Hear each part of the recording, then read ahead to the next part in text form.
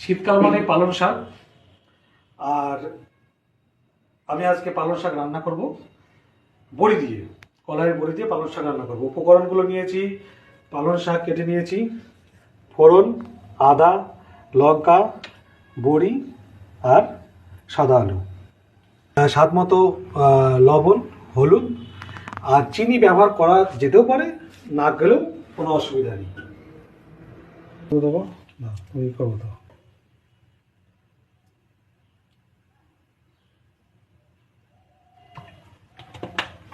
তেলটা গরম হয়ে গেছে, আমি ফোড়নটা দিয়ে দেবো। হয়ে গেছে, এবার আমি বড়িগুলো দিয়ে দেবো। ভেজে নিই বড়িগুলো।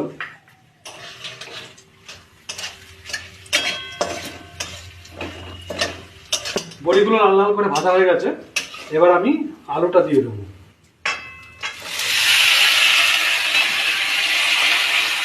আদাটা করে দেবো।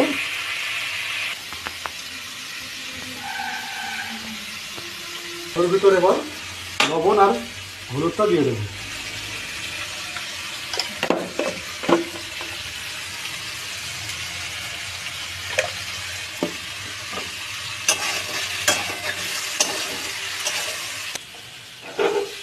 এটা কিছুক্ষণ নাড়াচাড়া করে আমি ঢাকা দিয়ে দেবো।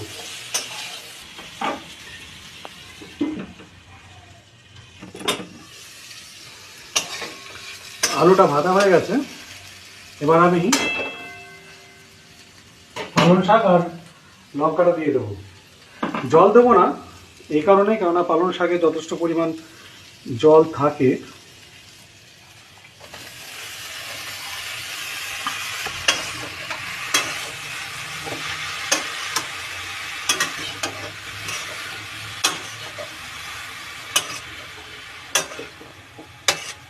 আবার ঢাকা দিয়ে দেবো।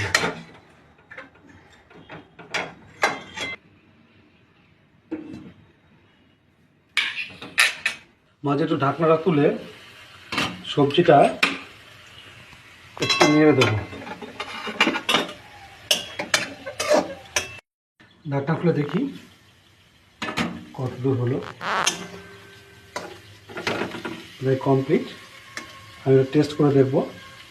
বড়ি আমার ভীষণ ফেভারিট।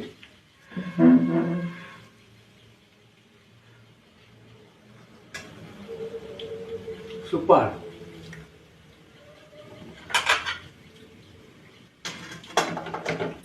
আমি এটা নামিয়ে নেব।